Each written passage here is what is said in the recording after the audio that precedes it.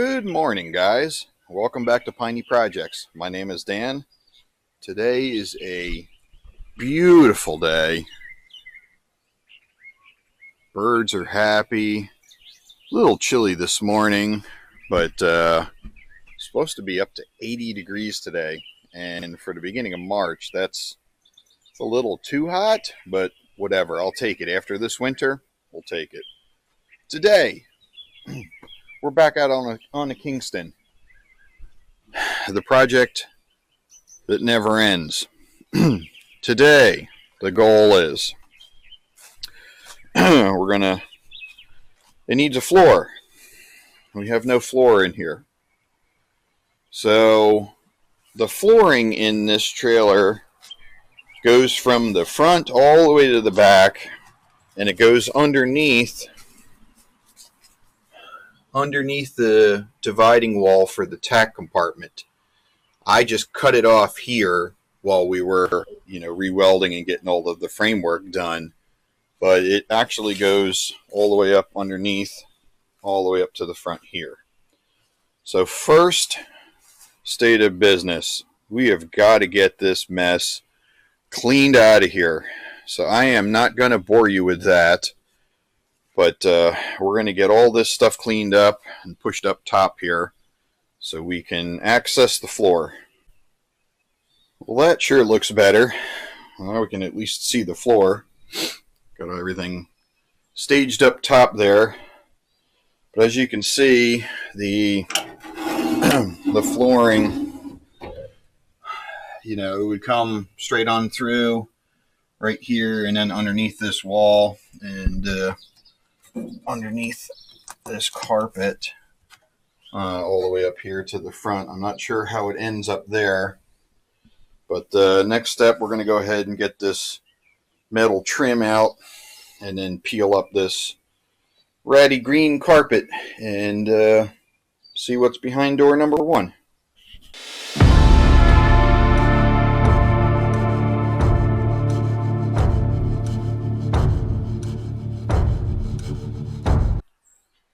Well, there you have it.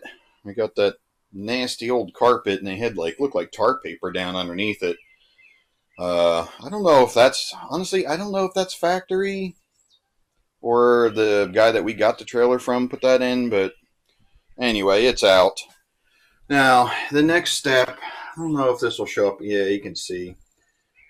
They used these terrible Phillips screws to hold it down. I remember when I had to take it up out of here, they weren't even self-tappers. I don't know what the heck they were, but none of them came out. I ended up having to grind and cut all of them out. I'm wondering, maybe with this being the tack area and being a little bit more undercover, maybe they'll come out. I don't know. We're going to get the tools set up and see if those Phillips will come out. If not, if they don't come out, ultimately what I did last time, you can see the cross member of the trailer. I just took a jigsaw and cut it, and then pried and cut the screws out. But I don't know. Fingers crossed. Maybe they'll back out. Let's give it a try. All right. Anybody gonna lock in their guesses? We think that this is gonna back out.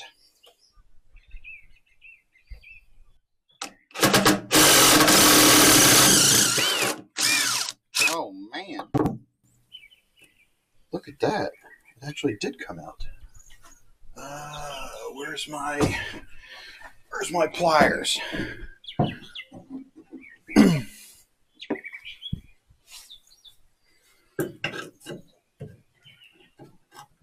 How about that? Yeah, so I guess these are self-tappers. Come on, focus. But they're pretty crummy. So let's see if we can get the rest out. Boy, that'd make this a whole lot easier. Well, that's exactly like I thought. We got 1, 2, 3, 4, 5, and then nothing. The rest of those, and then there's a whole line here, Not a single one went. This one here on the end didn't go. So just like I thought.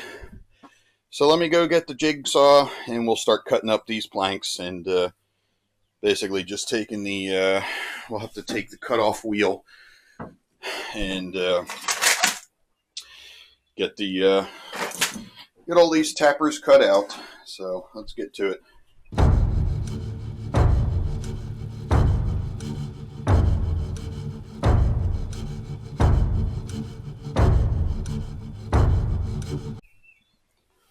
Okay, making some headway here. I thought that the front here was in a, oh man, it's really hard to see on camera. I thought the front was kind of clipped into a channel, but it literally is just sitting on that cross member. You can see, let's see if we can, yep, just tear it out.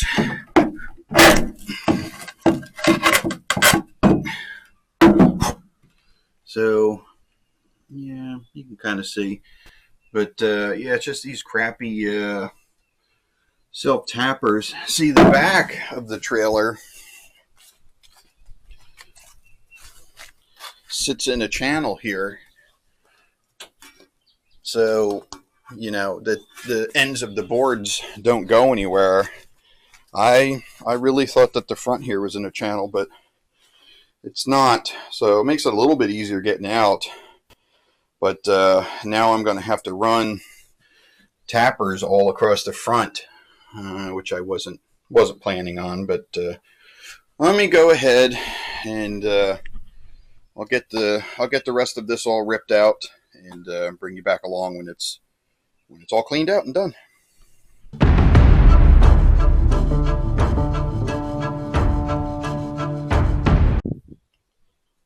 Well, there we have it, folks. It's probably a little difficult to see. There's a lot of shadows and sunlight, but it's all out. Wasn't too bad.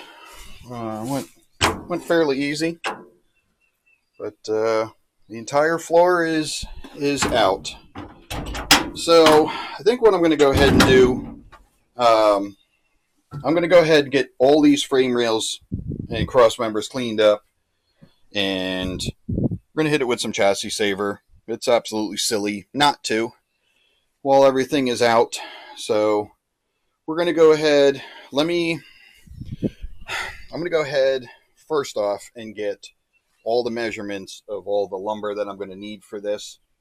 And then clean all of this up, hit it with chassis saver, and while this is drying, take a ride out to Lowe's and get all the lumber that we're going to need for this. And keep your fingers crossed that Lowe's actually has what I need and in good condition. That's always a struggle, but there's no point in me videoing wire brushing and painting. You've seen it a million times. So I will bring you back once this is all cleaned up and painted and we have the lumber here and ready for installation. So stay tuned. We'll be back. All right. Good morning, guys. New day here. I left you off. We got everything up in here painted and ready to go. I went to Lowe's, got all the lumber that we're going to need, and staged it all in here. Believe it or not, the quality of the wood at Lowe's was actually pretty good this time, but it was soaking wet. So it's been a few days. I let it sit in here, do some drying, and we got the workbench all set up here, and just waiting on the wife to wake up. She's going to lend a hand on this project today. So as soon as she gets up, we'll get measuring and start cutting and bring you back along for the ride.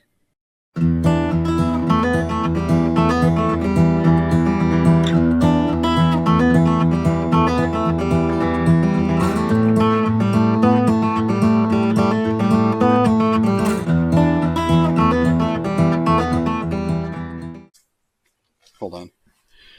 All right, guys, we got the first half of the trailer in, and I'm not going to lie, that was not fun at all. So some of the struggles we ran into. did a board slide underneath this dividing wall, except on this side of the trailer, we had to beat the hell out of them to get in there. They just would not slide in at all. And then I didn't realize I was measuring to this, but apparently this side sticks out just a little bit more. So we had to notch both sides of that to get them to fit in. But overall, I mean, it looks great. My measurements were, again, a tad off, and we ended up with a single 2x4 here in the middle, which is okay up here because there isn't going to be any horses standing in this front area. But back here, I do not want a 2x4. So we're going to start and notch the sides here to fit them in a little bit tighter. And then once we get to the center, I think what I might do is swap out, instead of using a 2x8 and a 2x4, we're going to use 2x6s and just rip the one down to fit it in there. I think 2x6s are way stronger. So sound like a plan? Sure. So, all right, we're going to take some more measurements, set you guys up on time lapse so you can watch the struggle.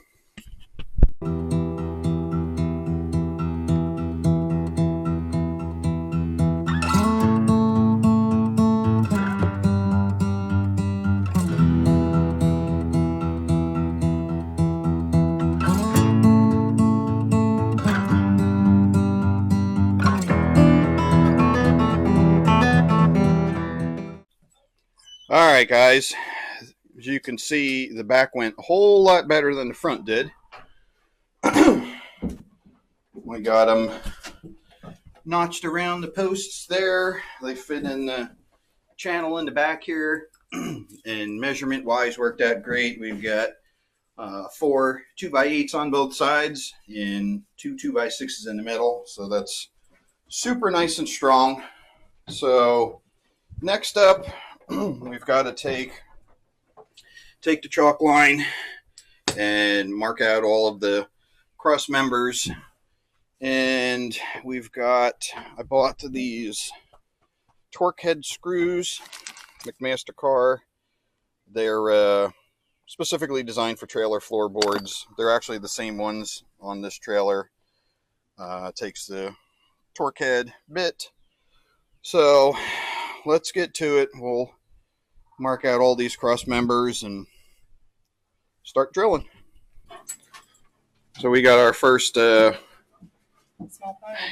first transport here in the trailer already. This is our Great Dane, Eleanor. Say hello to the camera.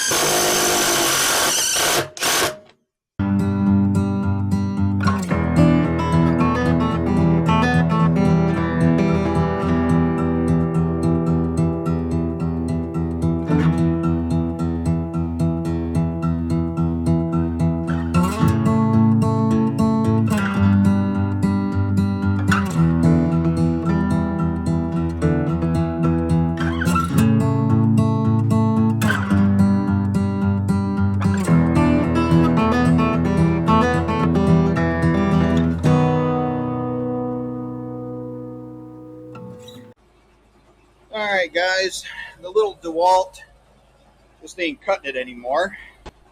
So we had to go get the portable air compressor.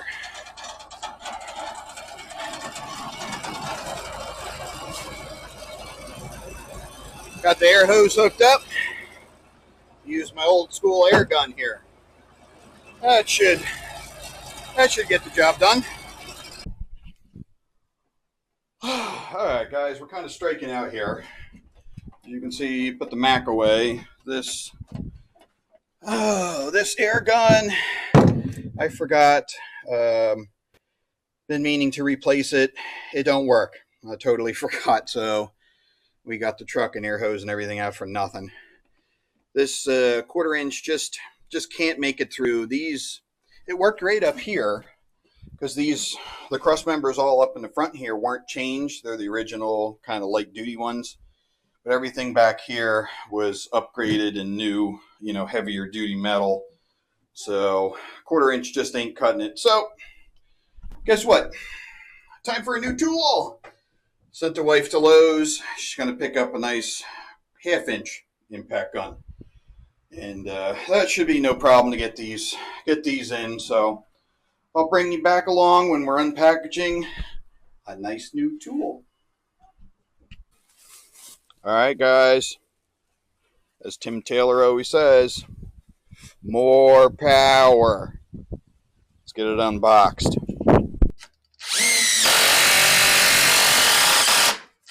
Oh, yeah.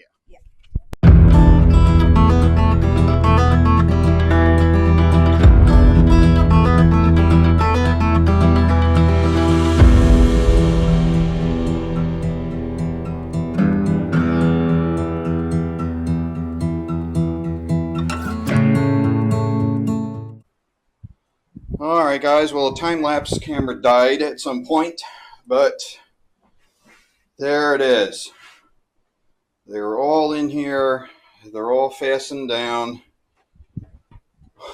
Just needed some more power with the new DeWalt. It's a little tough to see in here because of the shadows, but anyway, job well done. So we're going to wrap up the video here.